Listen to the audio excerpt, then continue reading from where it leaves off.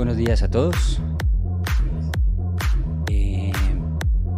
Hoy cerramos la semana del periodismo aquí en la universidad con un evento interesante, precisamente pensado para ustedes, los estudiantes del sábado, con dos personas que ya tienen un montón de experiencia y la idea es que nos cuenten precisamente esas historias y esos momentos en los que como fotógrafos debemos tener presente algunas de las situaciones pues que precisamente vienen no solamente de la calle, ¿no? Sino también desde cuestiones a veces muy personales, desde el gusto, ¿no? Porque no cualquier persona se va a hacer este tipo de fotografía. Sus historias nos van a ayudar precisamente a que tengamos en el momento en el que nos pase algún tipo de experiencia y sepamos cómo solucionarlo. ¿Listo? Presentamos entonces a los dos fotógrafos. De alguna manera, la idea es que si tienen dudas, si tienen preguntas y eso, las vayamos haciendo de una vez, ¿cierto? No dejemos para el final, sino que vayamos preguntando. Entonces, por favor, levanten la manita para pasar el micrófono y que nos escuchemos bien sin ningún problema. Bueno, entonces, sin más preámbulos, vamos a presentarnos. Buenos días a todos. Mi nombre es Luisa Fernanda González. Soy fotógrafa, fotoperiodista hace más o menos 13 años. He trabajado en varios medios de comunicación. Actualmente estoy trabajando para la agencia internacional Reuters y tengo 36 años, egresada del Politécnico Gran Colombiano, profesional en medios audiovisuales con énfasis en fotografía. Y nada, pues muy feliz de estar acá y gracias por la invitación. Listo. Buenos días, mi nombre es Nicolás Cadena, soy orgullosamente egresado de la Unimpau, de la carrera de fotografía. También soy periodista de la Universidad Externada de Colombia, entonces lo que decidí para mi vida profesional fue unir el periodismo y la fotografía como pasión y como un estilo de vida. Trabajé por 7 años en el Ejército Nacional de Colombia como corresponsal, cubriendo las actividades más importantes del ejército a nivel humanitario. Digamos que mi carrera como fotógrafo más que todo empezó con una escuela bien interesante que fue la de el maestro Oscar Monsalve, uno de los fotógrafos más importantes de arte aquí en Colombia. Y después pasé al Museo de Arte Moderno de Bogotá, donde trabajé como fotógrafo social y también periodista en la parte de comunicación. Después pasé al Ejército Nacional y ahorita me encuentro como fotógrafo en el Instituto Geográfico Agustín Codazzi. ¿Qué más les puedo contar? Bueno, me gané por ahí una mención de honor de los 100 mejores trabajos del 2022 por la revista Enfoque Visual. Y este año, en este mes, tengo una exposición en Mar del Plata, en Argentina. Bueno, ahí vamos construyendo carrera. Bueno, muchos piensan que la reportería gráfica es simplemente coger mi cámara, ¿cierto? Una botellita de agua y salir a caminar la calle, ¿cierto? Desde su punto de vista, después de toda la experiencia que ya han tenido, ¿qué es ser reportero gráfico? Para mí, básicamente, el reportero gráfico es la parte visual del periodismo, una de las partes visuales del periodismo. Los periodistas que escriben dicen, la imagen vale más que 1000 palabras. Pero para mí es como poder contar una historia con una imagen, también es como muy subjetivo, ¿no? Porque pues yo encuadro lo que yo quiero cuadrar y lo que yo quiero contar, y eso viene pues con un background de lo que he vivido, las cosas que me gustan, las experiencias que he tenido, hasta mi misma línea política, mi pensamiento ético. Entonces creo que la reportería gráfica es tratar de contar una historia. Creo que el objetivo o la cosa más utópica que se pueda decir es que se pueda contar la verdad, pero pues nosotros vamos a poder contar totalidad la verdad, porque la verdad para mí puede ser muy diferente para ustedes y es lo que yo decido enfocar en mi cámara. Entonces, pues no, para mí eso es la reportería gráfica. Bueno, y la reportería gráfica para mí,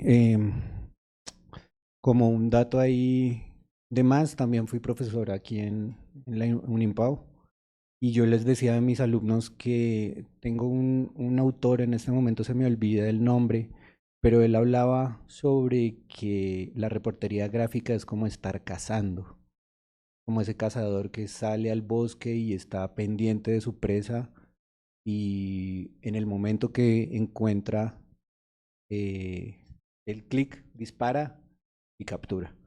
Entonces, para mí la fotoreportería es eso, es salir a la selva y empezar a analizar qué es lo que yo estoy buscando, qué es lo que yo quiero informar.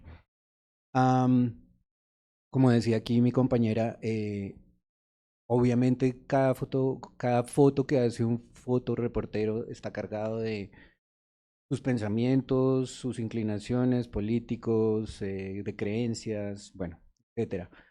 Eso hace pues que la fotoreportería en cada persona sea completamente diferente, completamente única. Creo que en el bagaje que yo llevo, lo que eh, se puede resaltar de cada fotoreportero es su mirada de, de las situaciones que están pasando. Antes de salir a hacer fotoreportería, lo más importante y que creo que hace parte de ese ejercicio periodístico es el hecho de informarse, saber qué es lo que yo quiero seleccionar en mis fotos, saber cuáles son los encuadres que voy a hacer. Y además de eso hay algo bien importante que lo he tomado desde el primer día que yo pise una sala de periodismo y es el hecho, y lo digo de manera personal, el hecho de que cuando yo era periodista y yo escribía algo, la misma editora me decía, que era María Isabel Rueda, me decía, no, esto no se puede escribir en la revista, esto no va acorde a lo que quiere la revista mostrar. Entonces eso hace que también haya como un vicio de políticas y pensamientos y cuestiones ahí, que la fotoreportería obviamente no es un poco más blindada. ¿Y a qué me refiero? A que en la fotoreportería uno no puede editar la realidad. O sea, uno no va a coger una fotografía y le va a aumentar o le va a disminuir, porque es la realidad. Lo que ve en mis ojos es lo que yo capturo y lo que trato de transmitirle a la gente. Pregunta obligada ya que estás hablando de eso. ¿Se puede ser imparcial? Yo creo que no. Yo creo que no, porque igual, digamos, si yo estoy en una marcha, tomo una foto y le pregunto a los asistentes de la marcha qué fue lo que pasó, van a ver 50 relatos diferentes, puede ser. Entonces yo creo que la imparcialidad dentro del periodismo no existe porque está cargado de lo que hablábamos, también como de una línea política. Yo creo, o sea, no sé qué tanto uno no pueda alterar la realidad en una fotografía. Obviamente, pues ahorita con la inteligencia artificial esta discusión se va a volver mucho más interesante, pero yo creo que uno, o sea, no puede editar la fotografía, pero yo sí puedo decidir no encuadrar cierta cosa. O puedo decidir que tal cosa no salga en mi foto. O simplemente puedo agarrar un 70-200 y no mostrar un plano general, sino algo más específico. Les pongo un ejemplo fresquito que pasó esta semana. Ayer vi un medio de comunicación sacó una foto desde lejos, como desde un puente peatonal, en donde decían que los estudiantes de la Nacional estaban haciendo explosivos dentro de la universidad y en realidad estaban haciendo unos sándwiches en una mesa. Entonces, es ¿cómo puede uno ser imparcial cuando uno está suponiendo cosas que están pasando, pero así uno esté ahí, uno supone un montón de cosas? Entonces, yo creo que la imparcialidad no existe. Yo creo que es más bien como la ética periodística. Eso sí me parece importante. Y pues creo que uno de los principios más importantes del periodismo es corroborar la información. Entonces, creo que no es tanto como que sea imparcial, sino que sea ética la forma en la que tú estás contando una historia. Estoy de acuerdo con lo que dice mi compañera. Realmente no se puede ser imparcial en una fotografía. Creo que la imparcialidad nace de cada fotógrafo. Si yo que pienso, no sé, en X tema y hay una manifestación de Y tema, pues X tema entra a Y tema y yo soy algo que está dentro de un evento y yo soy el que pongo ¿cómo decirlo? Mi firma, ¿sí? Es decir, yo voy, tomo las fotos y hago lo que puedo con lo que mi ser, mi cabeza, mis ojos, todo conecta. Pero ser imparcial no es posible, no es posible. Un poco es a esas realidades que les tocan a los reporteros gráficos. Muchas veces en marchas, y por lo menos lo hice yo, además de que soy profesor de la mitad de ustedes, que nos hemos encontrado en marchas, nos han gritado, pero digan la verdad, pero muestren lo que pasa, pero es que tombos no sé qué, pero al otro lado los policías, pero es que ustedes solo muestran que nosotros hacemos las cosas mal. ¿Cómo es también esa carga psicológica después de un cubrimiento? Porque yo creo que en la labor a nosotros no nos estiman tanto en el lado psicológico. Pues yo le cuento una cosa, una vivencia que yo tuve. Yo llegué de el paro nacional, terminé de cubrir el paro nacional en Popayán y al siguiente día el comandante de mi unidad me dijo, vaya y cubra la marcha de los decentes, ¿era que se llamaba? Que era como de derecha y toda la cosa y salió la gente a marchar y pues yo fui a tomar mis fotos, pero resulta que la misma gente a uno se le acercaba y le decía, pero haga fotos de verdad, es que la izquierda es yo no sé qué, y estaban así, entonces pues uno iba a capturar las imágenes y terminaba siendo víctima. Uh, es como una cuestión ahí súper fuerte de, obviamente, convicciones políticas, eh, que al fotoreportero, al fotoreportero le toca poner el pecho.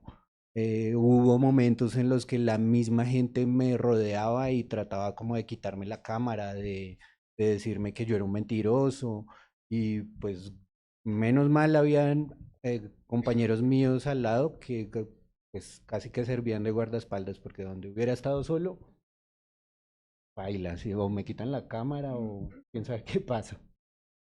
Bueno, yo creo que esa carga psicológica de la que habla Sebas es, creo que es un gaje del oficio, ¿no? Todos los que nos metemos en esto sabemos que somos el invitado no deseado para cualquiera de los dos bandos, 3, 4, 5 bandos. Siempre vamos a ser el indeseable porque se supone que estamos contando la verdad.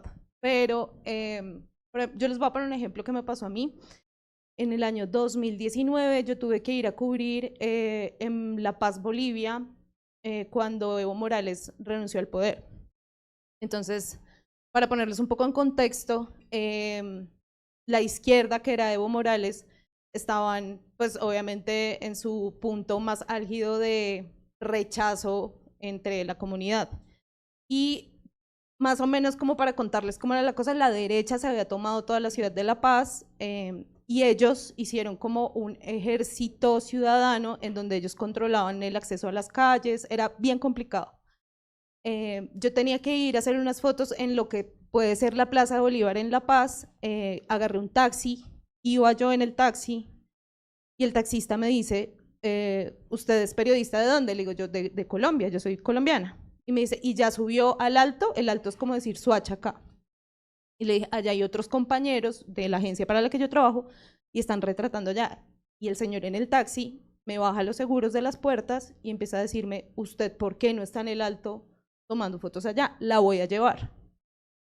Y yo dije como, o sea, ya, me jodí. Entonces, claro, me empecé a asustar un montón, el señor súper bravo y empezó a gritarme prensa vendida, ustedes la prensa no hacen sino estigmatizar a los indígenas, Evo Morales no se tiene que ir, él no es ningún corrupto. Hubo un momento en donde porque el carro iba a toda, hubo un momento donde paramos en un semáforo en rojo, yo subí el seguro y me salí el taxi temblando, obviamente, pero yo decía, qué chistoso que la gente piense que uno, de verdad, un solo fotógrafo puede cambiar la realidad de un país. Pero también uno tiene que entender que el papel de la prensa en ciertos medios de comunicación ha sido el protagonista también de golpes de Estado, de información mal dada. Entonces, lo que hablaba un poco mi compañero que decía que, claro, cada medio de comunicación tiene su línea editorial, que es esa línea en la que ellos tienen que contar pues su historia. Yo les pongo un ejemplo, la agencia para la que yo trabajo es un banco de imágenes. Hay muchos medios de comunicación que usan las fotos que yo tomo y muchas veces la intención mía de una foto no es la que está acompañando el titular de un medio de comunicación que usó mi foto. Entonces es súper complicado porque uno pues no sabe en realidad cómo van a contextualizar el trabajo que yo estoy haciendo, porque pues igual yo trabajo para una agencia. Digamos que eso es un poco diferente para los fotógrafos de medios de comunicación que tienen pues su línea editorial, es diferente, un poco diferente. Pero yo, por ejemplo, conozco, no sé, les pongo un ejemplo, conozco un fotógrafo de Semana que es súper partidista, entonces el man es como, no sé cómo hacer la cosa porque igual mis fotos se van a usar en notas por las cuales yo no estoy de acuerdo. Entonces creo que esa carga psicológica es dura, pero pues quien lo manda a uno a meterse en esto, uno sabe que es para eso, ¿no? Entonces ya. ¿Tú tenías una pregunta?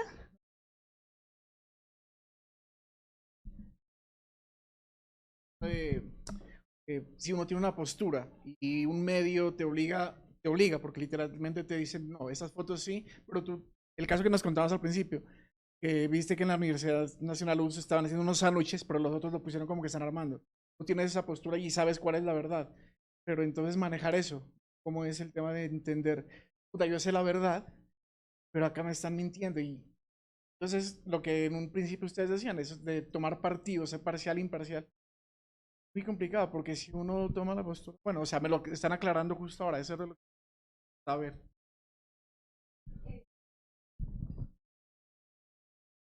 Otro ejemplo que quería traer a colación, a mí me da un poco de tristeza, no les voy a negar que, por ejemplo, en el paro nacional que vivimos hace unos años, la gente, o sea, entiendo la rabia, pero también me va a pasar con los trabajadores porque, por ejemplo, un camarógrafo de RCN que se iba al Portal Américas, lo agarraban, le pegaban, le quitaban la cámara.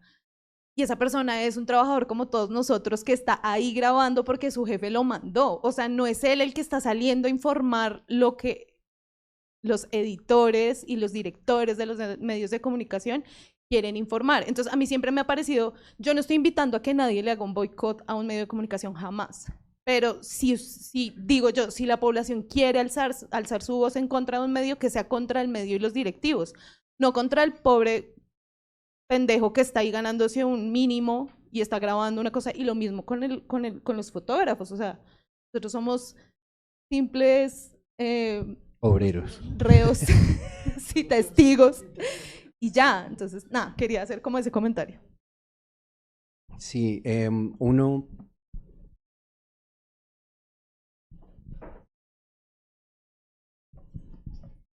De alguna manera, digamos que el defender tus ideales, tus de pronto conceptos ante todo el tipo de política, y, se cierran muchas puertas, digamos, laboralmente por defender eso.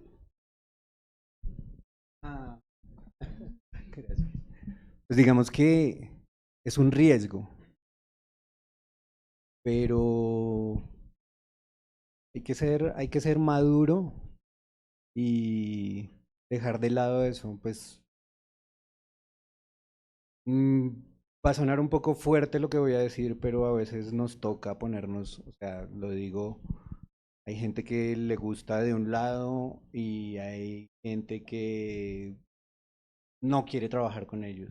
Entonces uno termina siendo como una puta, por decir. Es decir, suena fuerte, pero es la realidad de lo que vivimos. Puede ser que en este momento hayan fotógrafos que le tiran a la izquierda o a la derecha. Yo no hago partido de nada de eso, pero en este momento puede haber fotógrafos que son de izquierda y dentro de 4 años llega un presidente de derecha y se quedan callados y les toca seguir ahí. ¿Por qué? Porque toca comer, sí. Entonces ese es nuestro trabajo. Nuestro trabajo, ¿cuál es? Ser imparcial, sea blanco, negro, gris, rojo, lo que sea. Siempre hay que ser imparcial. El arte, pues la fotografía, el fotoperiodismo hace parte del arte y el arte es imparcial. El arte no tira hacia ningún lado, no debería tirar hacia ningún lado. Si yo fuera panadera, le vendería pan al uribista y al petrista. Obviamente. Esto es un trabajo, o sea, no hay nada que hacer. Yo creo que mis convicciones políticas me las guardo para mí y para el momento en donde yo estoy en una mesa de votación y voto por alguien. Esas son mis convicciones políticas, digamos. Ya en cuanto a cosas morales, yo creo que sí, de pronto puedo ser un poco más, puedo hablar un poco más duro en cuanto a moralidad de ciertos temas que me pueden afectar a mí. Por ejemplo, a mí me ha traído problemas en mi profesión declarar o hablar abiertamente que soy una fotógrafa feminista. Me ha traído varios problemas. Y es una cosa que yo nunca voy a negar y estoy muy orgullosa de ser una fotógrafa feminista. Pero en cuanto a política, yo sé que sí ha traído problemas. Es más, hace poco vi un escándalo en Twitter de un fotógrafo de presidencia que antes se tuiteaba súper mal sobre Petro y se metió en un problema muy grande. Pero es como, a ver, pues yo tengo que pagar también servicios y el arriendo, ¿y qué hacemos? O sea, si mañana me toca trabajar para este señor, yo creo que también eso depende mucho de las personas y de lo que tan fuerte, no estoy diciendo que mi ética sea blandengue, solamente lo que digo es como mis convicciones personales me las guardo para mí y en el momento en que yo quiera ejercer algún tipo de opinión, lo hago en una mesa de votación o simplemente en cómo vivo yo mi vida diariamente.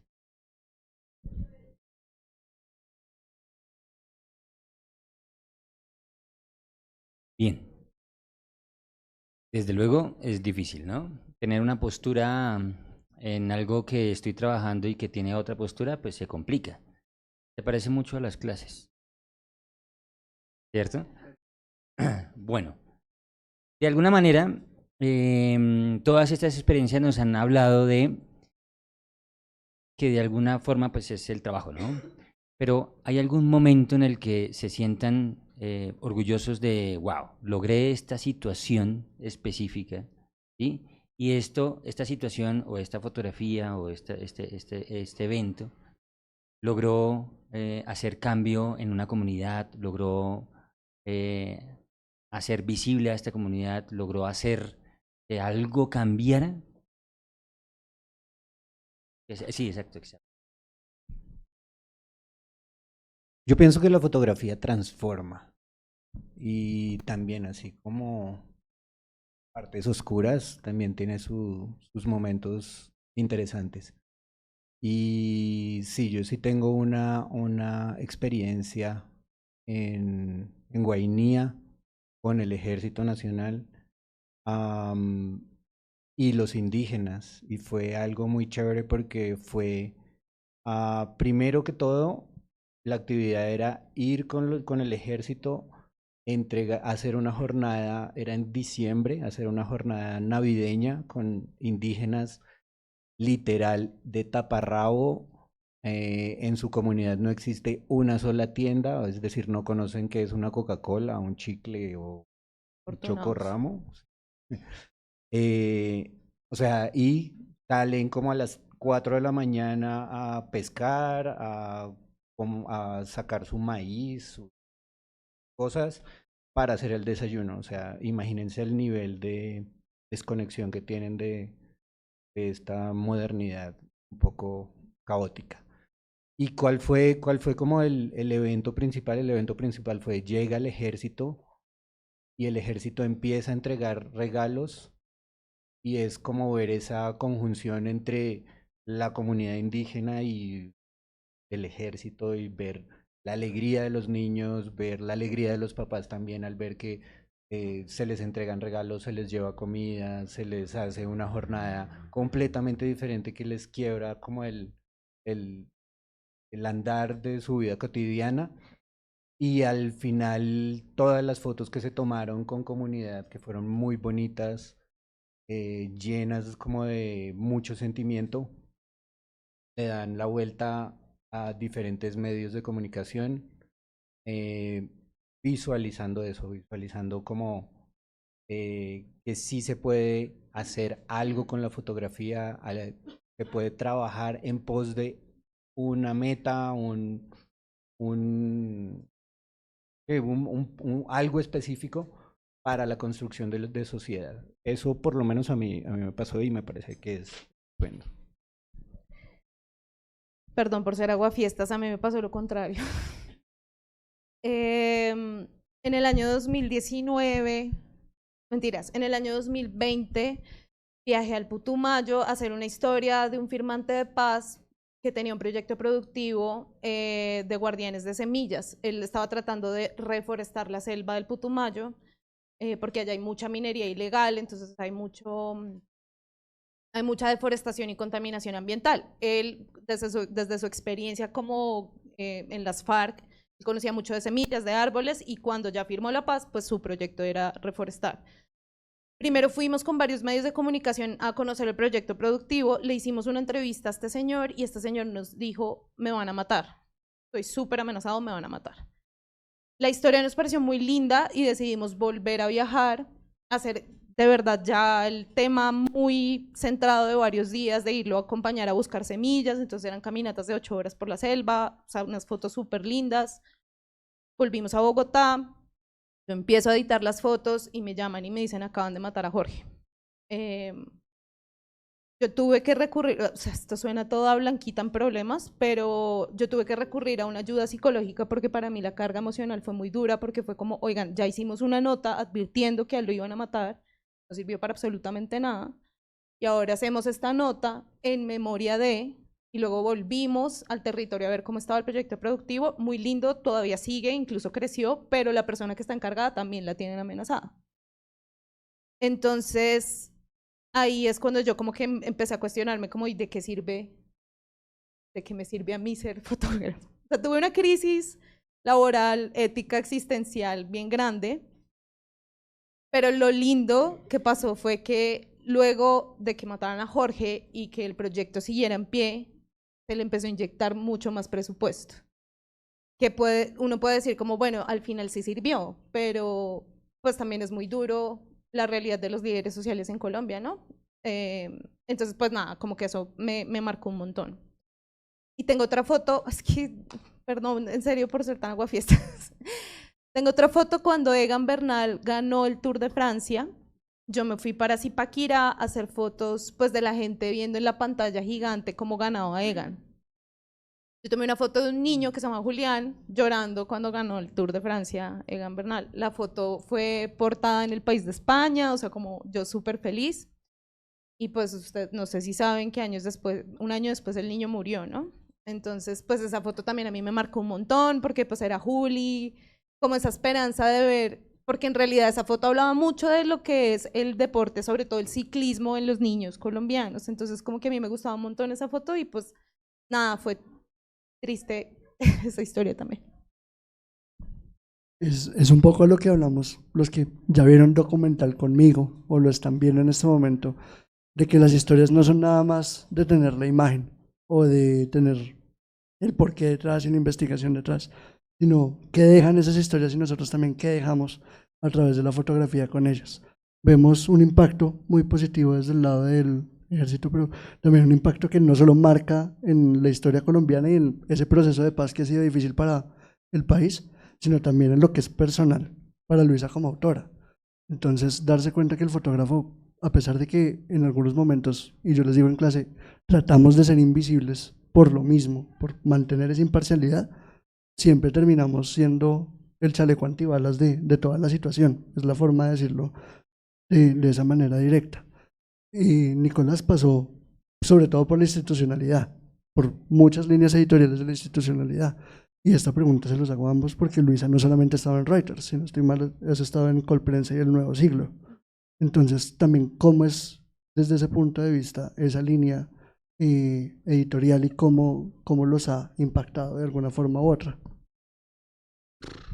Bueno,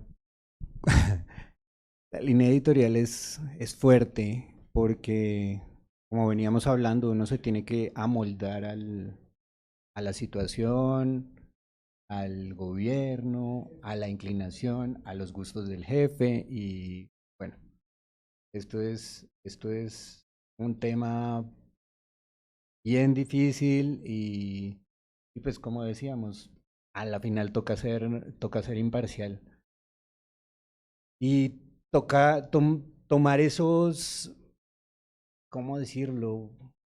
Buscarle la comba al palo es fregado porque así como vos decías, si a uno le apasiona esto, a uno le arde la barriga y siente mariposas cuando coge la cámara o cuando se va a ir de viaje a no sé dónde a cubrir algo, que a uno le gusta eso, uno ama cada vez que uno obtura, está amando, o sea, para mí, obturar y tomar una foto de esas pasiones, como respirar. Así que cuando pasan este tipo de cosas, son como tatuajes que le quedan a uno en el alma, son como desprendimientos de personas, desprendimiento de gente que se muere, recuerdos que quedan y todo eso hace parte de una historia que es como una marea de sentimientos, de pensamientos, de recuerdos, de risas, de llantos, que a la final lo dejan a uno marcado. Y para mí la institucionalidad ha sido una cuestión difícil de, de, de trabajar. ¿Por qué? Porque pues, voy a favor de algunas cosas, no pienso como las personas que están encima mío y pues a la final uno termina haciendo un trabajo inclinado hacia algún lugar, ¿no? Es una manera difícil de trabajar la del fotoreportero en cuestiones de gobernabilidad y todo lo que tiene que ver con...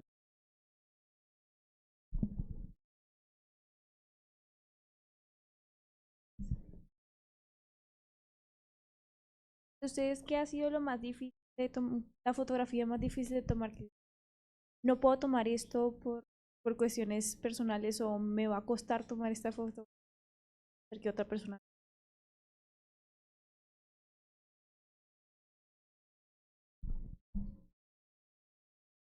A mí me cuesta mucho como la fotografía explícita de cosas sangrientas. Entonces, pues yo trato de no tomarlas por respetar dignidad de la persona. Pero, por ejemplo, pasó, y esto lo vimos mucho en pandemia, cuando bueno, pandemia, todos encerrados, no teníamos ni idea cómo funcionaba el virus, uno se desinfectaba hasta el último pelo del cuerpo y hubo acceso a las UCIs en los hospitales. Y claro, uno llega y es como, pues pucha, estoy contando una historia que nunca nadie en la humanidad de los presentes habíamos vivido, entonces era como muy difícil saber cómo contarla. Pero una cosa que yo tenía súper clara en la cabeza es, yo no le voy a revelar la identidad de ninguna persona que esté entubada y que no me esté dando su consentimiento de decirme, por favor, tómeme una foto, porque eso es respeto y ética mía, ¿no? Tampoco tomaba fotos de ver una persona en pañal, o sea, para mí contar la historia de una enfermedad que no tenemos ni idea cómo funcionaba, no tenía que ser necesariamente que una persona se viera en una situación de vulnerabilidad tan grande. Entonces, para mí era como un no rotundo. Y yo tuve muchas discusiones con varios colegas en donde sí lo hicieron y yo les decía, pero ¿para qué? O sea, ¿qué tiene de diferente tomarle una foto a un plano cerrado de un tubo a tomarle una foto a una persona en un pañal, botada en una camilla, o sea, digo yo, les pregunto a ustedes, si ustedes hubieran estado entubados y sale una foto de ustedes en un medio de comunicación, en una primera plana, en pañal, o sea, creo que yo también digo como, sí, yo soy fotógrafa y tengo el poder de informar, pero también soy persona, y si a mí un fotógrafo me hace eso, lo mato. O sea, es como, o a mi familia o a mi mamá, no sé. Entonces también como que trato de poner esa situación en mi cabeza de qué fotografía yo tomo que no quiero mostrar porque para mí no es digno con esa persona. Tal vez lo tomo como por ahí. Ya en otros contextos hay cosas que hay que informar y que uno dice, pucha, yo no quiero tomar esa foto, pero pues igual toca, pues ese es mi trabajo, o sea, nada que hacer. Pero sí como que lo mido con eso de la ética. Es ética y es empatía. La fotografía debe ser empática, no debe transgredir a la otra persona. Entonces, cuando informamos, debemos hacerlo de la manera más respetuosa. Algo así como le pasó a mi compañera, a mí me pasaba siempre, porque ustedes saben que uno no puede revolver el militar con el niño, entonces se vuelve. Casi todas las fotografías que se tomaron en esa época cuando fue pandemia o cuando íbamos a los días de los niños al cancerológico o a las zonas donde hay niños con cáncer, se vuelve una tarea difícil. Entonces, ¿qué decidí yo por hacer? Era buscar la empatía en la fotografía y eso se hacía muy fácil. Tomar bonitas fotos de espaldas. Suena un poco mediocre, pero también es bien difícil poderle encontrar un sentimiento a una fotografía que me está mostrando solamente gente de espalda. Y fue duro porque pues yo tuve que estar con niños que estaban a días de morirse y tomarles foto. Y no eran fotos que no quería hacer, pero que me obligaba a hacer porque hacían parte de esa historia. Tocaba mostrar, pero hay que hacerlo de manera empática. Así que si pues hay gente aquí que le gusta la fotoreportería, siempre deben tener eso presente y es ser empáticos, no es coger y transgredir a la otra persona y decirle, bueno, usted tiene la jeta rota, venga, yo le tomo la foto y me quedo con la foto, porque podrá ser un trofeo, pero no está siendo empático y creo que en este momento el mundo necesita de empatía de todas las maneras posibles, sobre todo por el arte que nosotros estamos desarrollando, debe ser muy empático. Hablando de la empatía y del mostrar esas imágenes y tenerlas como algunos trofeos, ¿cierto? Pregunta obligada muy académica. ¿Cómo construir esa historia? ¿Cómo es esa construcción desde ustedes, digamos? ¿Hay algunas indicaciones específicas que les den, que necesiten, que se vean en las fotos? ¿Cómo se construye o sea, cómo sale usted a buscar la historia? ¿Sí? ¿O la historia los encuentra a ustedes? ¿O cómo es ese proceso ya desde netamente hablando como fotógrafos? Bueno, yo creo que una de las tareas más importantes de un fotoperiodista es estar informado, ¿no? O sea, el que no sepa qué está pasando, pues como de qué va a tomar fotos, ¿no? Yo en mi proceso lo que hago es, bueno, también hay una cosa que tal vez en el caso de mi compañero no es tan así porque era una línea editorial, pero por ejemplo a mí me toca cubrir de todo, deportes, política, orden público. Entonces como que siempre tengo que estar informada de muchas cosas, estar leyendo todo el tiempo. Y una cosa que es muy importante es cuando uno está en la calle hablar con la gente. Hay gente que está parada y uno tiene ni idea de la super historia que tenga y la encuentra y empieza a hablar y a hacer contactos.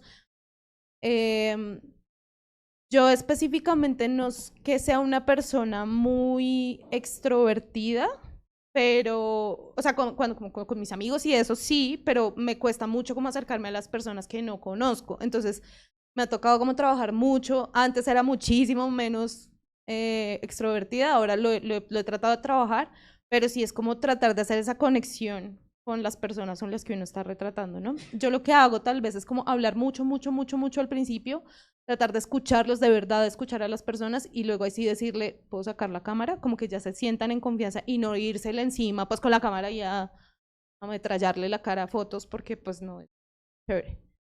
Y para mí, ya hablando como en una parte un poco más técnica, yo siempre trato de contar las historias desde lo general a lo particular, entonces siempre trato de dar como contextos de, digamos, no sé, me voy a ir a Ciudad Bolívar a hacer una historia sobre la falta de agua en un barrio. Lo primero que hago es contextualizar el barrio, contextualizar calles, fachadas de casas, luego ya cuando estoy hablando con la persona dentro de su casa, la contextualizo dentro de su casa y ya me voy yendo más un poco a lo particular. Hablando como de cosas técnicas. Y yo creo que también uno busca las historias. A mí me pasa una cosa que es como un poco complicada y es que para la agencia en la que yo trabajo tiene que ser un tema de interés internacional. Entonces a veces es como súper difícil encontrar esos temas porque pues mi jefa siempre me dice como, ¿por qué una persona que vive en Ámsterdam va a abrir una foto tomada en Colombia? Tiene que ser una foto que valga la pena, que tenga que ser llamativa y que sea una historia que sea llamativa. Entonces yo siempre estoy como tratando de buscar cosas con las que la gente se puede identificar. Entonces las historias que yo trato de hacer es historias como más personalizadas tal vez, como que alguien en otra parte del mundo pueda sentirse identificado con o sentir empatía por tal historia. Pues porque acá a nadie le va, o sea, no sé, en el New York Times a nadie le va a interesar que unos chicos están en la Nacional haciendo sándwiches, o sea, ¿sí me entiendes? Entonces hay que buscar como la historia por ahí. Bueno, por mi parte, sí, obviamente creo que casi a todos los fotógrafos nos pasa que vamos de lo macro a lo micro en una historia. Eso es como Regla general. la regla general y en escritura también es lo mismo, que es inicio, nudo y desenlace, es absolutamente lo mismo. Ah, y bueno, pues la idea, o por lo menos lo que yo hago cuando hago un cubrimiento de esos es, no solo tomo una foto de acá, sino que me voy por acá, me voy por allá y empiezo a darle vueltas a todo y estoy buscando cuál es la foto, así me salgan de una sola escena 5 fotos y llego a mi casa con 600 fotos después de sentarse y visualizarlas. Dentro de todo ese trabajo que uno tiene en post y de estar descartando fotografías,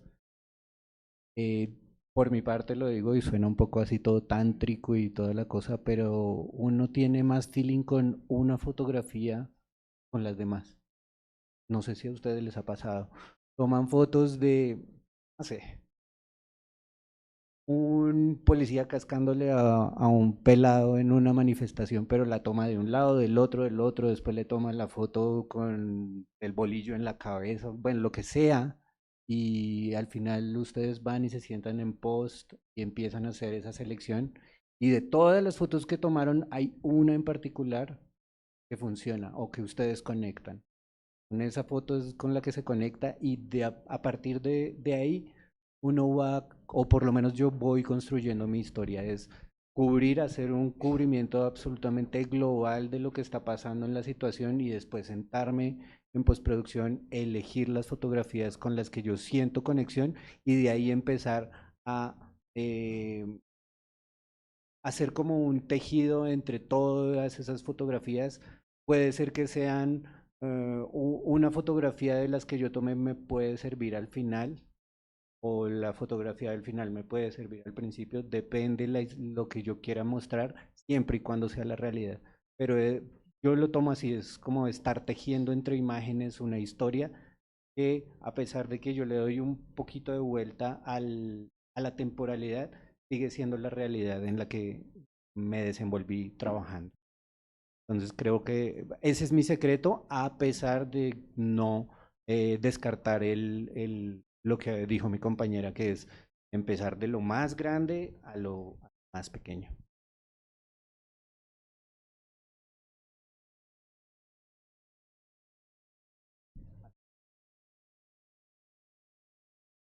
Bueno, una pregunta. Ese tema, digamos, con los policías, ¿qué ha sido lo más duro que ustedes han tenido que encontrar con los policías y que han tenido que de pronto quizás enfrentarse a algún policía o algo para poder sacar una foto? ¿Cómo ha sido ese tema con la policía en general? A mí particularmente me ha pasado las dos cosas, o sea, como que he tenido que pelear con la policía y también la policía me ha salvado de unas, porque lo que les digo, uno es la persona incómoda siempre en cualquier cubrimiento, o sea, la policía le va a tirar a uno y los protestantes le van a tirar a uno, eso no hay pérdida, o sea, siempre va a pasar. De las cosas más incómodas que a mí me pasó fue tal vez una vez, pero eso fue hace mucho tiempo, por ahí hace unos 12 años, yo estaba en un 1 de mayo en la Plaza Bolívar. En esa época los 1 de mayo eran muy duros, o sea, de verdad habían unas protestas muy fuertes. Y cuando eso, pues nosotros no era que nos cuidáramos mucho, pues uno salía como con su cámara y no le importaba si le pegaban un pedazo en la cabeza ni nada. Y yo me acuerdo que tenía una cámara con un 1855, pero yo ya trabajaba en el Nuevo Siglo. En ese momento el SMAT rodea toda la Plaza Bolívar, empiezan a gasear y sacan a la gente de la plaza. Yo no alcancé a correr y me quedé como contra la pared de la Corte Suprema y en ese momento llega un policía y con el escudo me espicha contra la pared.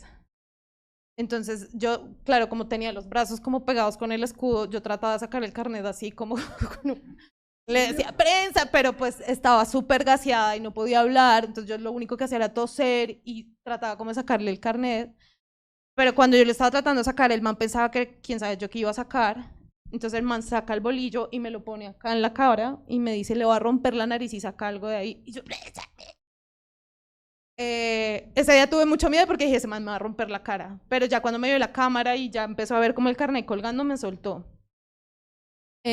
Nos ha pasado también, bueno, y hablando ya al otro lado, alguna vez también estaba en un bonche en la Nacional, estaba súper gaseada. Y uno de los policías me vio, o sea, yo ya estaba a punto de vomitarme de lo gaseada que estaba, y uno de los policías del SMAT se me acerca y me saca un cigarrillo. Me dice, ¿usted fuma? Y yo, sí. Entonces saca el cigarrillo y me dice, prenda lo que eso le quita el ardor. Y yo, ah, caray, gracias. Y lo prendí y se le quita a uno.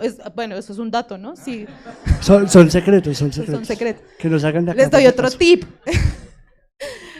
No hay tips que sirven. En un tarro, no, la crema dental no sirve. En un tarro, una parte de jabón Johnson & Johnson, no más lágrimas, y una parte de agua. Se rocian los ojos, ya. No más lágrimas.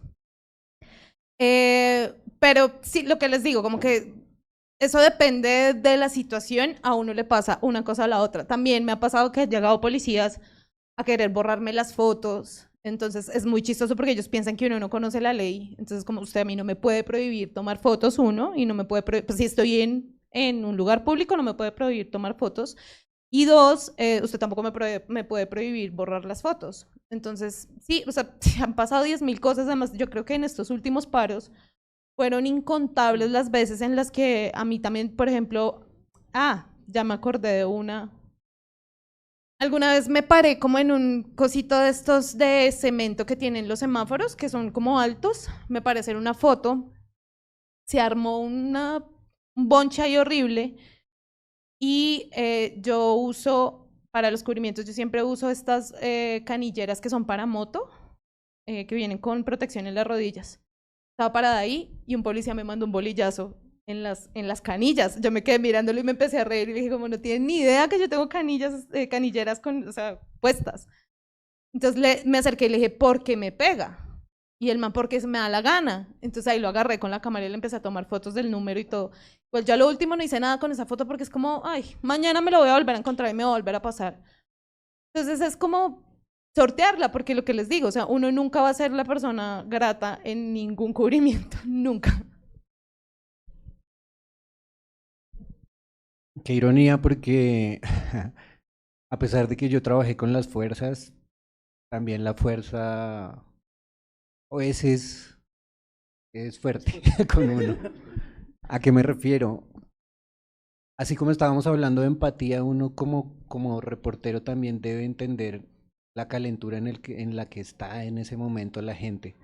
Los estudiantes o los manifestantes y la policía también está a veces metida en unos rollos en su cabeza terribles. ¿A qué me refiero? Estaba yo cubriendo el paro en Buga, que estuvo terrible, el puente de Sena, y llegó un helicóptero que aterrizó en el puente, abajo del puente de Buga, y empezaron a sacar la munición que eran los gases lacrimógenos y toda esa cuestión. Y yo dije, estas fotos nadie las tiene, así que voy a hacerlas. Y eran policías del SMAT al lado de una tanqueta con unas cajas de cartón rompiéndolas súper rápido, y entre las cajas de cartón habían pues las granadas y toda esa cuestión. Y era muy bonito, suena chistoso, pero era muy bonito porque ellos sacaban, por ejemplo, una granada, cuando la sacaban eso estaba rodeado de acerrín y se veía el acerrín como si fuera escarcha volando mientras que ellos estaban sacando todas sus cuestiones. Y obviamente yo se hizo un grupo grande de SMAT y yo empecé a tomarles foto. Y sale un policía negro, grandote, y me agarra de acá y me levanta. Y me dice, ¿usted qué hace acá tomando fotos? Que acá no se puede. Y me lleva contra la tanqueta y yo con la cámara del ejército como de 40 millones de pesos, tratando como que no me la toque, no me la toque. Y me estrelló contra la tanqueta y el man me miraba con una cara completamente transformada como entre estrés, preocupación, cansancio. O sea, tienen que entender ustedes también que somos humanos, los policías, todos somos humanos y nos mamamos, estamos cansados. Y este man tenía una cara de odio encima mío. ¿Usted qué hace tomando fotos? Tiene que borrar las fotos, eso no está permitido. Y yo pues como que no sabía qué hacer y de pronto llegó el comandante de ejército y le dijo a él, le dijo, no, espere, él está cubriendo para ejército, tranquilo. Y fue como una transformación en su cara y como que se relajó, me soltó. Entonces tenemos que tener también en cuenta eso, que en esas calenturas pueden pasar cosas que nos peguen en la canilla, o puede ser que me agarren como un muñeco y me lleven contra una tanqueta y me estrellen. Exacto. O como los policías también me sacaron de la Universidad Nacional porque ya los estudiantes o los encapuchados estaban muy pesados y ya los policías también hacen como un cordón y se lo llevan y le dicen, no, por acá ya. ¿Sí? Entonces, es eso, es que no es que, pues obviamente como su merced preguntaba ahí, cuestiones dentro de la profesión que uno dice, uy, esos policías son una mierda, los de ejército también, pero tenemos que tener en cuenta que también son humanos y yo me imagino que cualquiera de ustedes, el jefe les diga, vaya, tiene que coger, tiene que tirar, tiene que mantener el orden y si no hay esto, pues no hay lo otro, o quiere días de descanso, vaya y trabaje y ese estrés es terrible para esos manes, entonces uno también tiene que entenderlos. Obviamente no aguantarse un polillazo, pero sí entender que ellos están con otro chip, en otro estrés, uno está pues tomando fotos y evitando las piedras y que le vayan a robar la cámara, pero esos manes están exponiendo su vida completa. Y eso a mí me hace pensar en ellos y decir, bueno, sí, le pegaron a ese man, está mal hecho, pero pues también los entiendo, pero eso no quiere decir que no se queden sin su merecido, ¿no? Es decir, o tienen su año de cárcel o su despedida de las fuerzas o lo que sea.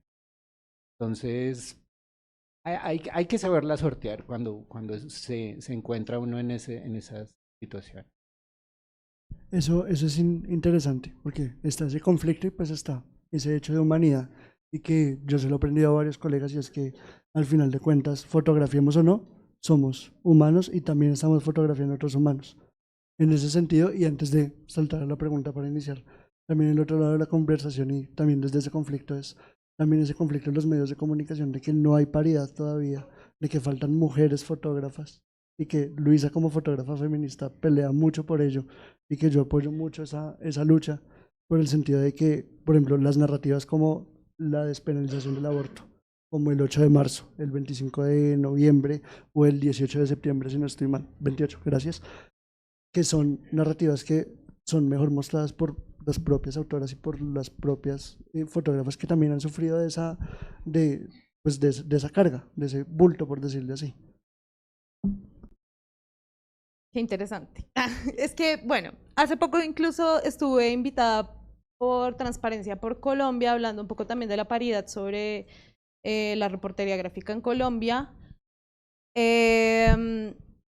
Y pues como que he repensado varias ideas. Yo creo que sí es muy importante que hayan muchas más fotógrafas mujeres en la profesión, no solamente porque hay una mirada femenina y entonces existe el 8 de marzo, es porque somos la mitad de la población, punto. O sea, necesitamos contar nosotras también la misma realidad que cuentan los hombres, pero o sea, no siento que sea necesariamente una mirada femenina, sino es como, la mitad de la población es mujer, o sea, no entiendo como cuál es el problema que hay ahí. Y sé que hay mucha, ¿cómo se llama esto? Mucho problema o los fotógrafos, los colegas hombres, algunos se molestan mucho cuando se habla del tema porque dicen que fotógrafas no hay. Tal vez para ciertos estándares que ellos están buscando no hay fotógrafas para ellos, pero yo pienso que el problema dentro de esta profesión es el problema de la educación.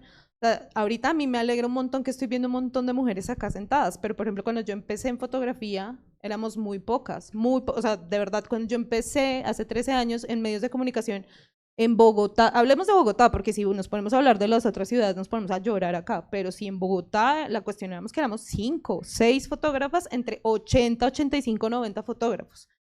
Y entiendo que los fotógrafos a veces se molesten mucho, por ejemplo, cuando hay espacios separatistas dentro de las marchas feministas y esto, y es un día al año, por mucho 3 días al año, en donde no van a poder estar, o no es que no pueden estar, siempre van a poder, es un espacio público, o sea, que lo saquen es otra cosa, y yo creo que eso también va dentro de la lucha feminista que tienen los colectivos feministas de exigir que hayan más mujeres en todos los espacios, no solamente en la fotografía, y siento que también se sienten seguras.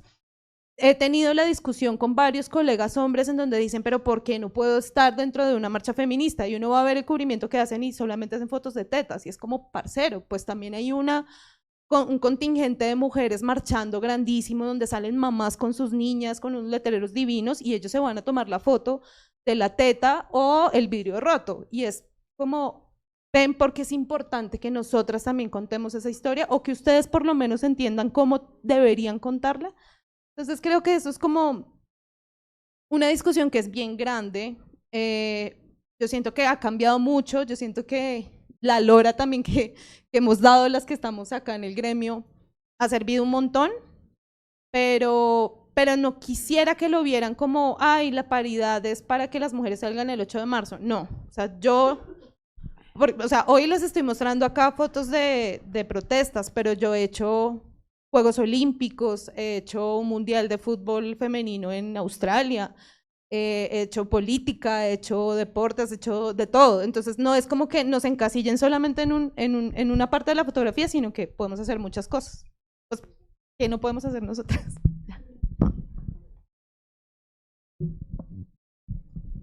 Hola, ¿cómo estás? Mi nombre es John. Sí tengo mucha curiosidad por el tema deportivo, pues la verdad, no sé, he ido al autódromo, me gusta tomar fotos, hacer barridos, estoy aprendiendo de composición y quiero saber tu experiencia sobre el deporte. ¿Me puedes contar algo, por favor? Bueno, yo corrí con la suerte que desde que empecé a trabajar en fotografía en medios de comunicación tuve que cubrir fútbol desde el momento 1. Al principio era muy chistoso, les voy a ser muy sincera, a mí los deportes no me gustan, pero me va muy bien. Creo que también es por eso, porque como que no siento esa pasión de sentarme en un estadio y decir, ay, va a ganar mi equipo, sino como que me siento y digo, ok, o sea, sé quién es el equipo importante, o sea, tampoco es que me va a sentar y no tenga ni idea quién es Messi, no, o sea, sé. Pero creo que me puedo concentrar mucho mejor porque no le meto como tanta pasión a la situación, sino más bien a hacer mi trabajo. Bueno, experiencias, pues nada, yo cubrí la Pony Fútbol, la A, la B, la C, la Z, todo desde que empecé hasta que entré a Colprensa. En Colprensa, la Agencia Nacional Colprensa de medios de comunicación nacionales. Entonces a mí me tocaba partidos Santa Fe Millonarios como Tigres Jaguares en techo, que yo era la única que iba aparte de los jugadores. Pero era muy divertido igual, o sea,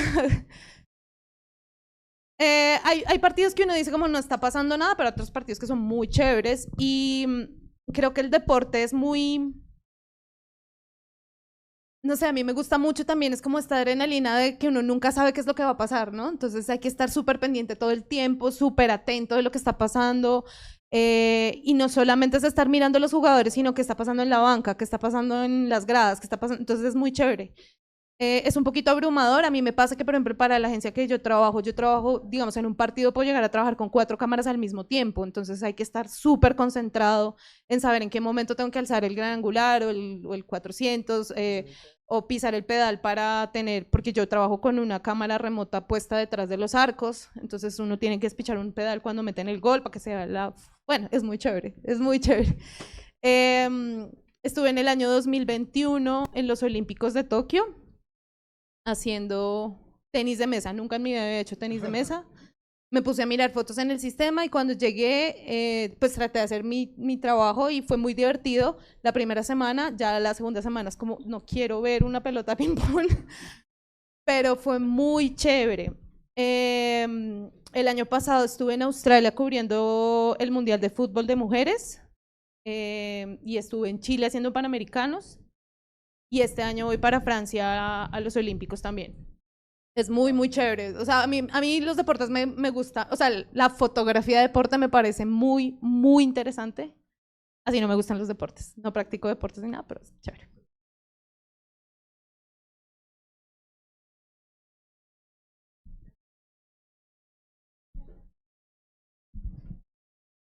Buenos días. Bueno, 2 preguntas, una general, otra para ti. Como fotoreporteros, ¿han tenido la oportunidad de entrevistar, hacer fotografía a personas que están al margen de la ley? Estamos hablando guerrilla paramilitares. ¿Cómo han manejado el tema? ¿Cómo han salido avante frente a estas personas pues que obviamente no tienen un pudor, son bastante agresivos muchas veces? ¿Cómo lo han manejado? Y la segunda pregunta, que es directa para ti, como mujer feminista que eres, ¿cómo tomas de pronto no sé si estás enterada, hoy en día las Autodefensas Unidas de Colombia tienen entre sus filas 3 mujeres que son comandantes de bloques? Una opera en los Llanos, otra opera en el bloque norte y otra opera en el bloque Catatumbo. ¿Cómo tomas eso como mujer, como feminista?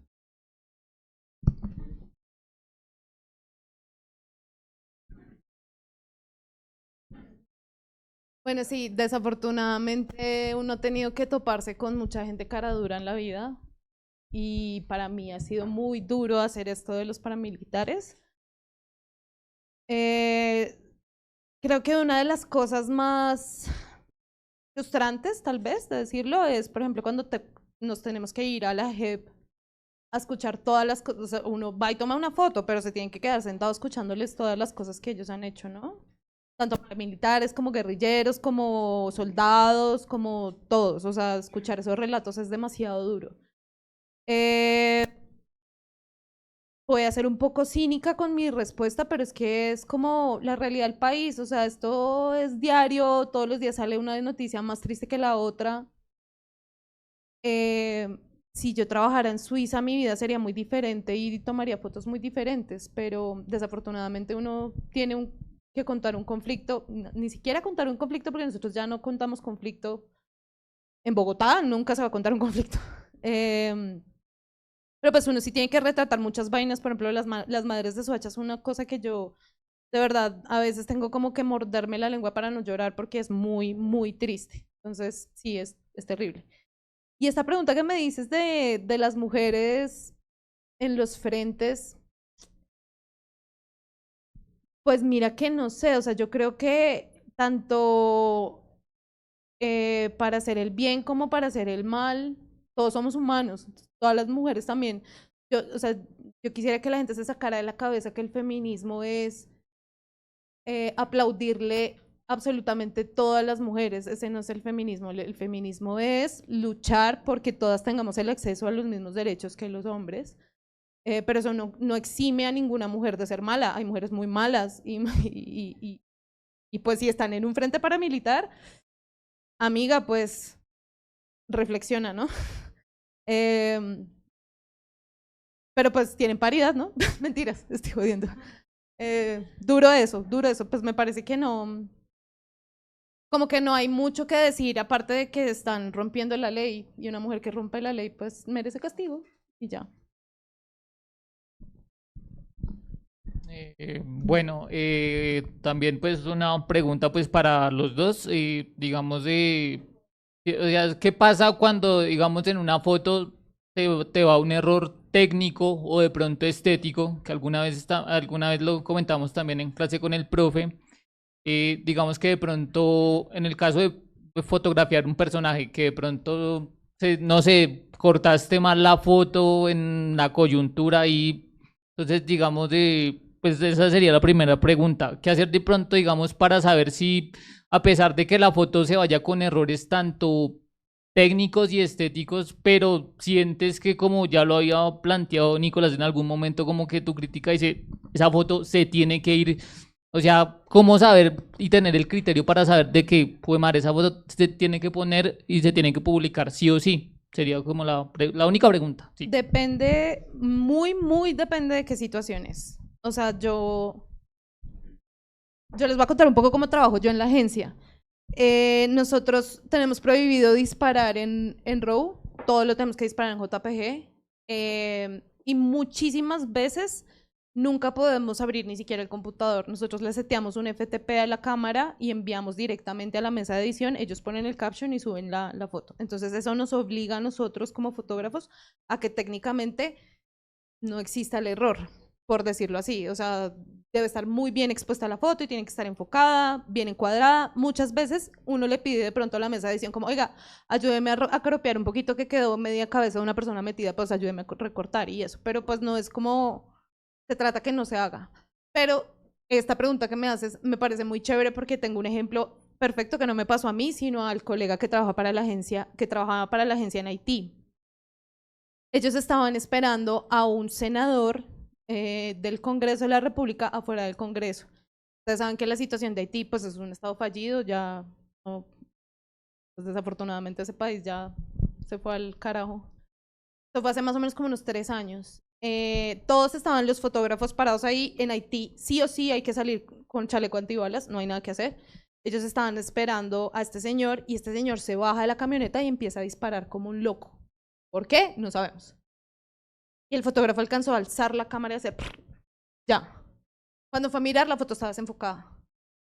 Pero la foto era tan importante que se publicó en la agencia. Fue como, no hay nada que hacer. Y fue tan importante la foto que se le hizo un wider image, que es una parte de la foto, como un especial de fotografía dentro de la agencia, que eso es como para temas muy específicos y es una historia que se cuenta así como de largo aliento y uno dura meses contando esa historia, bla. A esta única foto, ha sido la única vez en la agencia que pasó que le hacen un wider image a esa foto y es el fotógrafo contando toda la historia de cómo él llegó esa mañana, se tomó un café, se comió un pan, se alistó, bla, bla, bla. Cuando llegó, este señor abrió fuego y creo que alcanzó a herir un policía o algo así.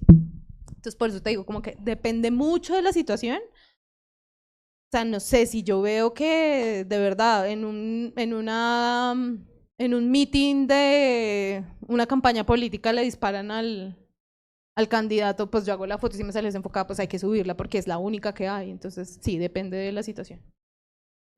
Sí, estoy completamente de acuerdo con mi compañera. Ahí a veces el ejercicio fotográfico es tan fluido y tan rápido que, por ejemplo, estamos en un lugar interno y tocó salir ya a la calle. Y hay veces, lo digo por mí, que he pecado que uno deja los settings igual que adentro o afuera y son gajes del oficio. O sea, son cosas que uno ya va interiorizando y dice, casi que es automático, se vuelve uno como un robot. Uno ya sabe, acá estoy en interno, salgo y yo cuando voy saliendo acá ya voy a para coger allá afuera qué es lo que está pasando. Pero me ha pasado a mí que he estado con comandantes y los comandantes a uno, o sea, un militar a uno no le va a posar ni nada, no lo va a esperar. Entonces uno va detrás, como se dice en ejército, va al pulmón y sale y de pronto una mujer lo abraza afuera o X cosa y uno no tuvo el tiempo de poner los settings como eran y salió una super foto, pero borrosa o desenfocada o con trepidación o se le metió el hombro de una persona, pero la foto es importante. Entonces, creo que la parte técnica en ese caso no es que deje de ser importante, sino que disminuye su importancia para mostrar la información.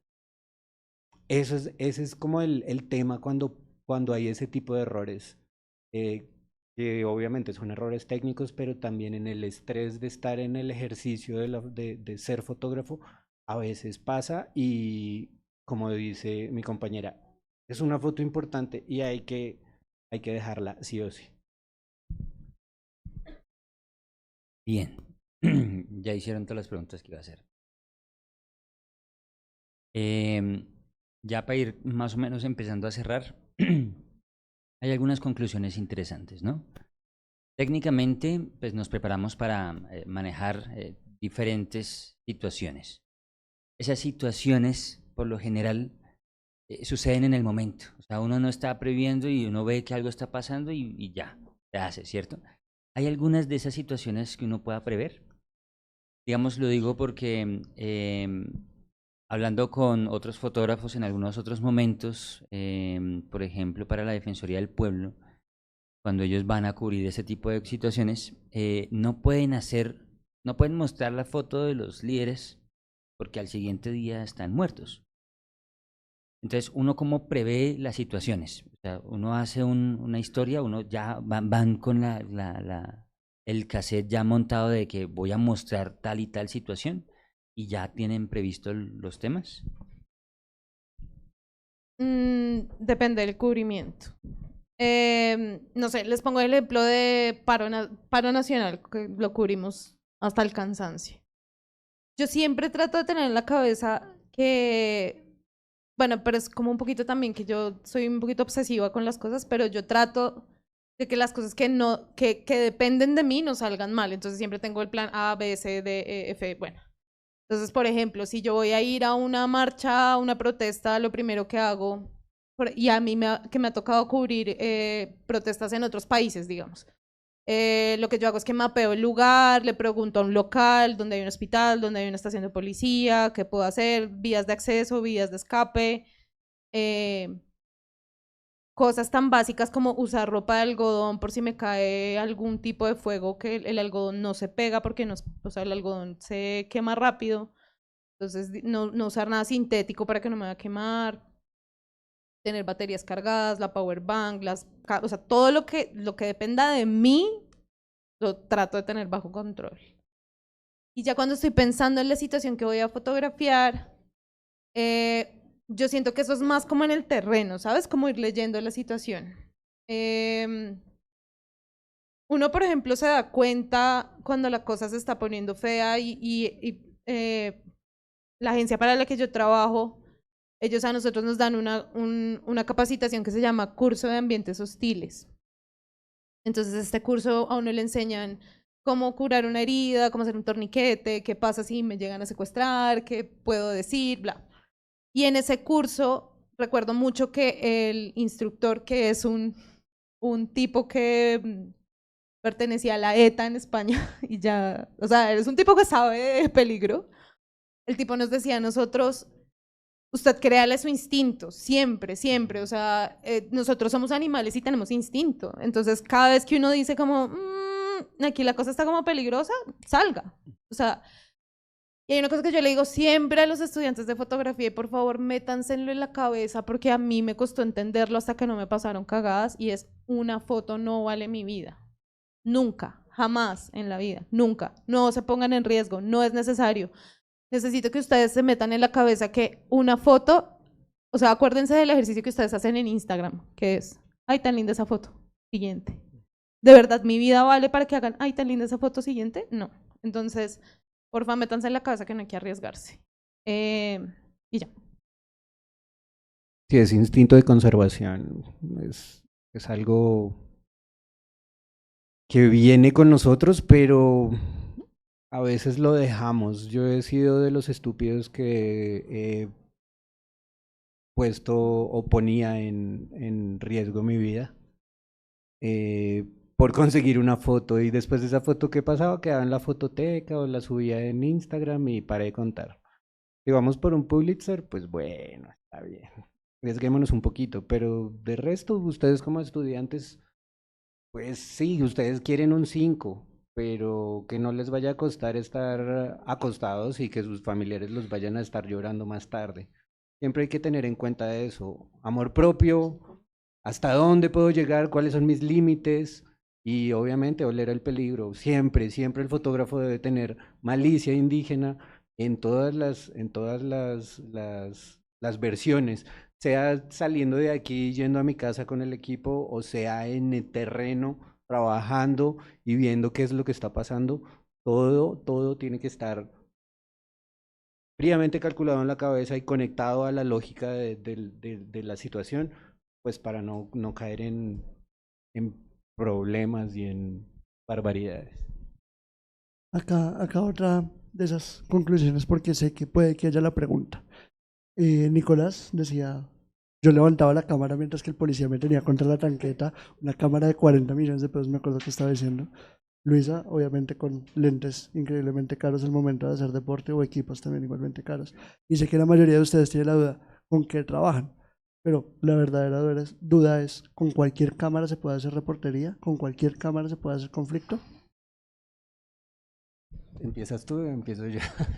Pues yo creo, de verdad, creo que lo que importa es el ojo y no la cámara, pero la cámara ayuda un montón, ¿no? Cuando yo empecé con una Nikon D5000 con un 1855 3556, o sea, era lo que había y con eso trabajé. Yo creo que es un poco más el ejercicio de la disciplina, de saber componer, o sea, hay gente muy tesa que toma fotos con celular. Yo creo que de verdad eso no interesa, pero obviamente sí ayuda un montón.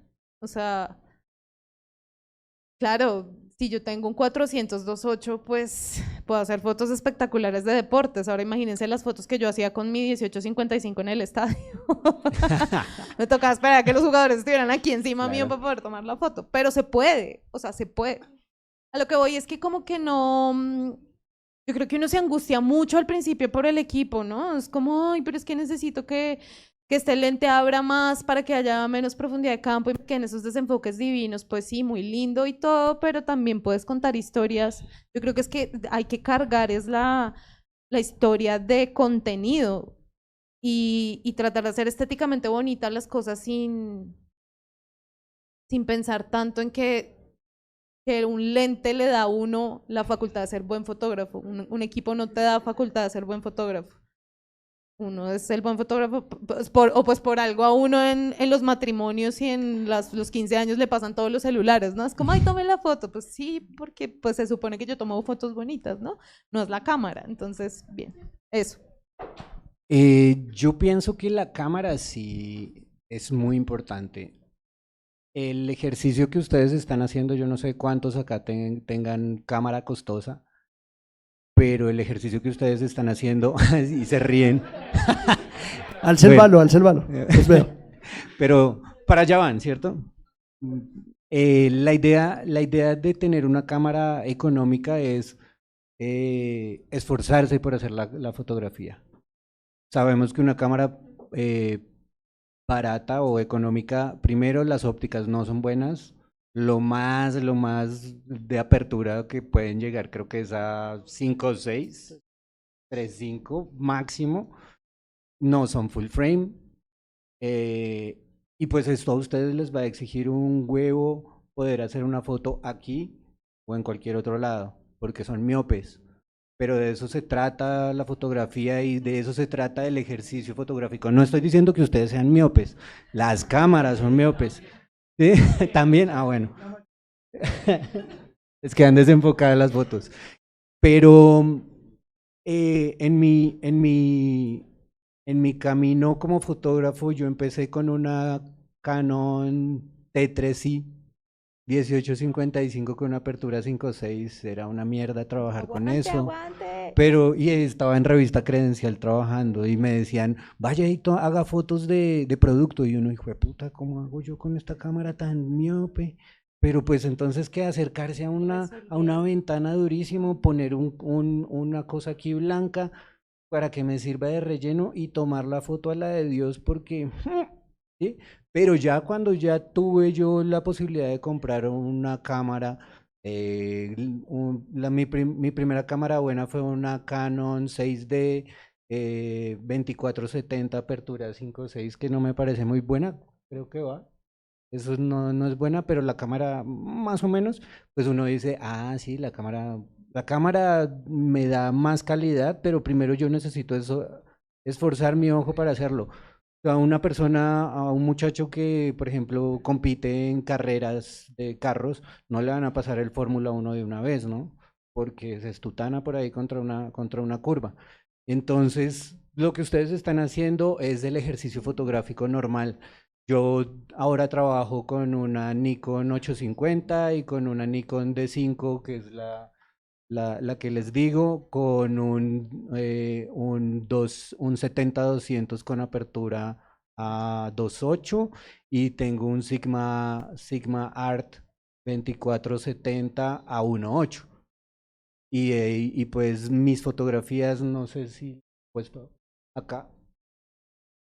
Bueno, esa no, pero hay unas hay unas fotografías en las que yo, por lo menos mi estilo fotográfico, yo estoy muy inclinado al full frame. Yo ya no puedo trabajar con una cámara que tenga el sensor pequeño porque mi estilo no me da para eso. Yo necesito la apertura grande, aunque no utilizo, por ejemplo, un gran angular, así que me deforme todo y que me lo vuelva súper curvo, pero sí utilizo gran angulares que me dan como el paisaje de donde estoy y me dan el estilo que yo, no sé, encontré entre mi ejercicio fotográfico. Y yo sí digo, la cámara sola no hace nada, pero con el indio atrás y un buen indio, las fotografías buenas son el resultado de eso. Yo les cuento algo personal. Yo nunca en mi vida he tenido cámara mía. Nunca, jamás. No he comprado la primera cámara y soy fotógrafa hace 13 años. Todo el equipo que he tenido, cuando empecé, tenía una situación económica bien difícil, entonces me prestaron una cámara. Pero yo me gradué de la universidad y nunca tuve cámara, sino la de rollo. Bueno, es que yo aprendí con rollo. No calculen. Pero cuando ya empecé a trabajar me prestaron una cámara y luego entré a trabajar a Colprensa en donde me dieron equipo. A mí sí me pasa que yo me puedo adaptar a lo que sea, o sea, como que por ejemplo, yo trabajaba con Nikon en el Nuevo Siglo y cuando me pasaron a Colprensa me dieron Canon y pues me iba tirando casi todo porque todo es al contrario, entonces uno como que el cerebro no se le acostumbra. Y ahorita en Reuters, les pongo el ejemplo, yo tengo, en este momento la agencia me dio una 5D Mark IV y una R5, Canon, las dos. Y bueno, una 1DX que está más cascada que nunca, pero es súper guerrera. Pero cuando yo viajo a Olímpicos y todo esto, Canon nos presta los equipos. Entonces nos trata de dar la última cámara, última en guarachas, que les hace el desayuno, les lava la ropa, todo. Y uno se abruma, o sea, uno agarra esa cámara y es como, uy, juepucha, y uno les para la ráfaga y está haciendo un video. O sea, de verdad, es como una locura. Claro, para deportes es muy chévere que tenga una ráfaga muy rápida, pero digamos, yo acá en reportería gráfica trato de no disparar tanto, pues porque me parece también, digamos, una rueda de prensa y uno escucha el tarrr, ¿para qué? ¿Para qué hace eso? O sea, se está dañando, pues se está acabando el sensor, exacto. Entonces, yo creo que también depende de la situación en qué cámara ustedes necesiten, ¿no? A mí acá en Bogotá me toca hacer deporte y me toca hacer fútbol con la 5D Mark IV, que es súper lenta, pero pues yo en Colprensa hacía fútbol con una 40D, que yo no sé, o sea, esa cámara prendía milagros, se los juro. Yo llegaba a los partidos y le decía, por favor, prende, por favor, porque de verdad era jodido.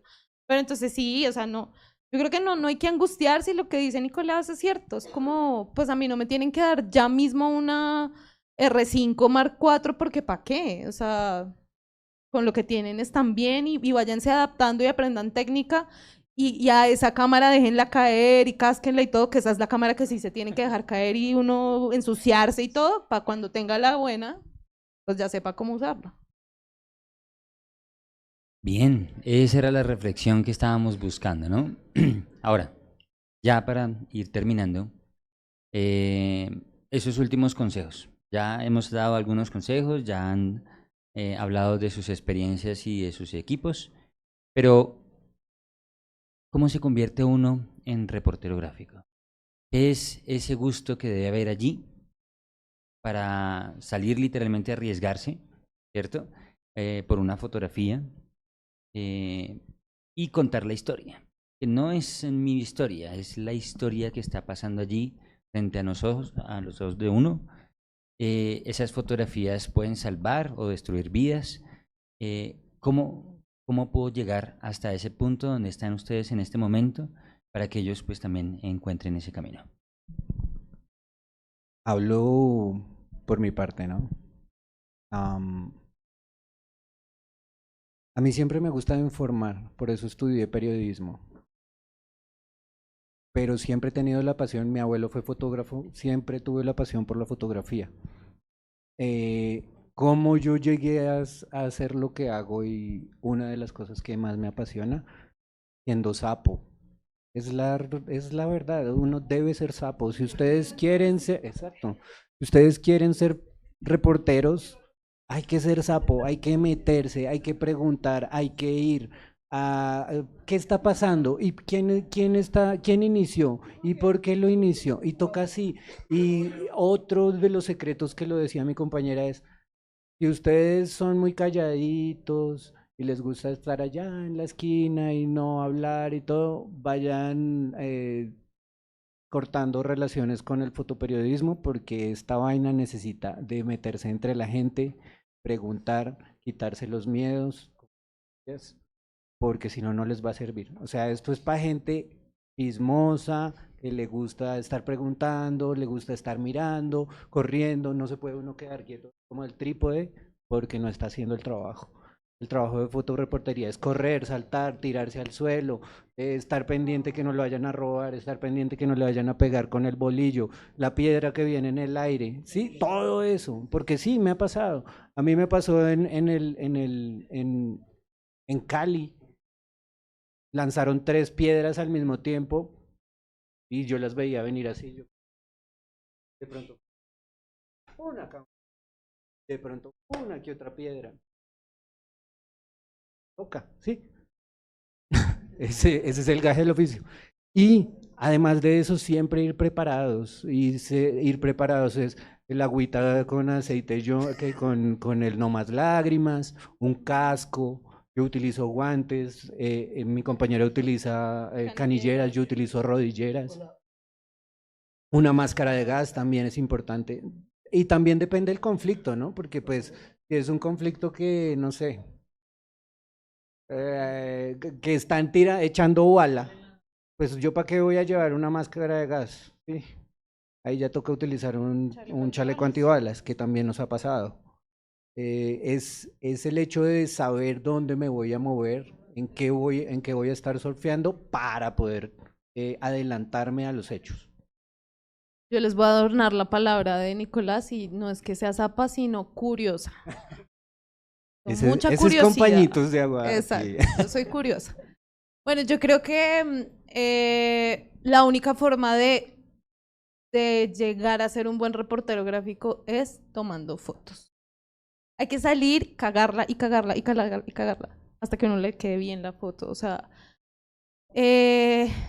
yo no entiendo. Hay fotógrafos que la verdad no, como que no entiendo mucho que ellos piensan que el trabajo les va a llegar a la casa. Claro, si usted ya tiene un nombre y ya es el fotógrafo, lo van a llamar a decirle, oiga, necesitamos que cubra esto. De resto, no, salgan a hacer fotos.